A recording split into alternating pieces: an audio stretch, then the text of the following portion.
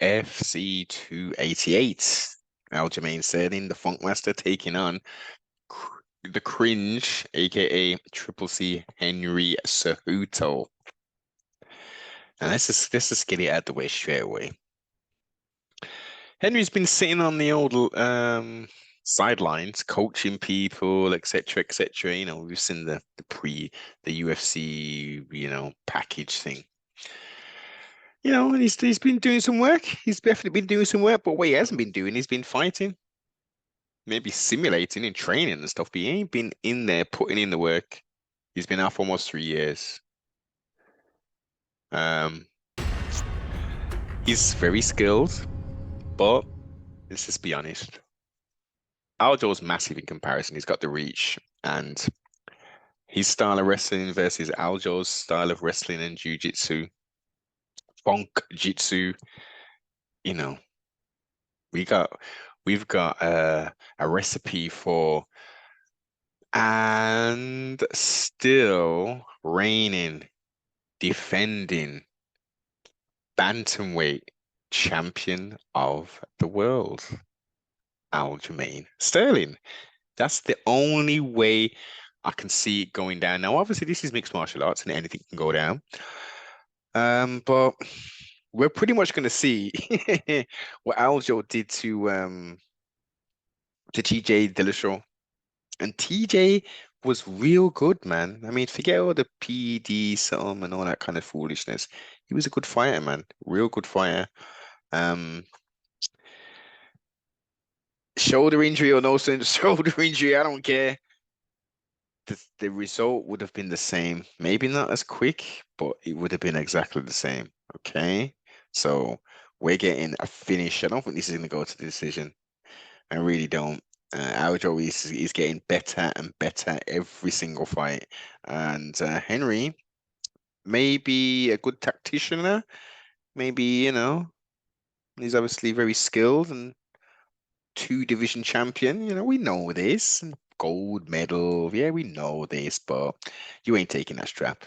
Aljo may just send Henry back into retirement potentially. But we'll see what it do, man. We'll see what it do. Should be an interesting one. Bilal Muhammad taking on Gilbert Darino Burns, who's been working very diligently and fighting very frequently. Come on, we gotta give Gilbert a round of applause for that there. Muhammad, he's also on a win streak, putting in that work. Was getting boxed up when he fought Leon before he got the strap. Unfortunately, he had an eye poke, but the fight wasn't going to go any different. He was getting handled, mate. Simple as. And if you go and have an opportunity to face Rocky, it's going to be the same thing, man. Unfortunately, I like you. You're cool.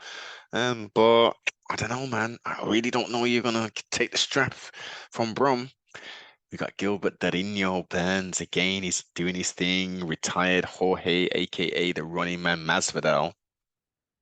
And we're gonna see. This is gonna be an interesting one. They're gonna literally stay on the feet. I don't think they should, personally. Really don't think they should. I think because this is mixed martial arts, I think they definitely need to mix it up. Gilbert's very dangerous, obviously, with his submissions and stuff. Bilal's got some heavy hands and he's a grinder. So this is a kind of a pick'em of sorts, depending on who implements what type of game plan. If they stand and bang, we'll just have to see what happens. If they mix it up, I think Gilbert has the ability to lock up some kind of submission.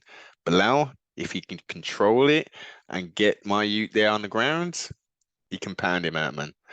So this is definitely a pick 'em. I will be a bit more precise once they enter a ring. Jessica Andrade, woman strawweight contender, former champ, right? Going up against Xingyan Yan, who's a massive striker, but the weakness is the wrestling. Jessica Andrade, if she's got any kind of sense, we'll mix it up and bust her up on the ground. Simple as. If it's striking, again, actually, Jessica does have the ability. I think she'll be the quicker one. I think she's clearly got the power. it's going to be more tricky for her. She needs to be a mixed martial artist, get this to the ground, second round TKO, dance done. That's where it should be if she uses her head. Uh, Mov, Movsav Ilovic. I struggle with these names at times. He does look familiar. I can't remember him. For some reason, he's 10. I'm sure I've seen him fight maybe a couple times. Not, yeah, I'm sure he got finishes in both of those occasions. Featherweight bout taking on Bryce Mitchell after his beating by Ilya Topuriev, I believe. Um, this is a fight where Mitchell has to show his worth. He's more than capable to deal with strikers and stuff. So let's see how this goes down.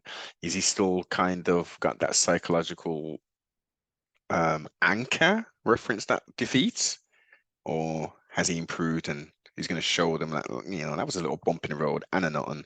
That's going to be an interesting one.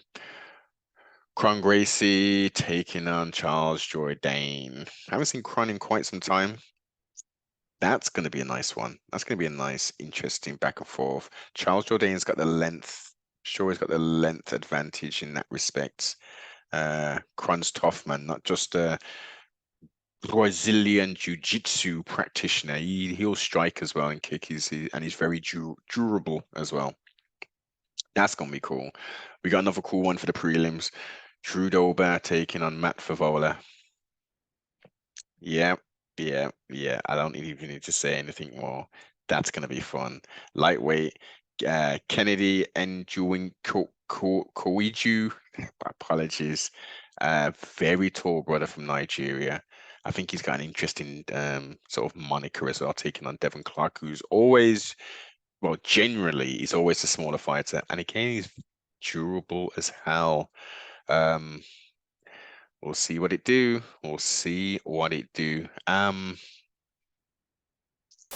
don't know. I can't call that one. I really cannot call that fight. Who else jumps out? It's gonna be a fun card. It's gonna be a fun card. We got prelims and we got early prelims as well. I'm not gonna really get into that. But what I do know is Aljamain still remaining the champion, unless we get some kind of crazy shit going on. Um, Not the most stacked cards per se, but it's coming home, man. He's going to be closer to his to the five boroughs and stuff where the fight's going to take place. So I'm glad he's able to defend his belt there. Pity couldn't have been in Madison Square Garden, MSG. But all good, all good. Like, comment, subscribe, share, tell a friend to tell a friend. Adios, and check out the social media and obviously the sponsor of this podcast, Suprema the UK. Adios.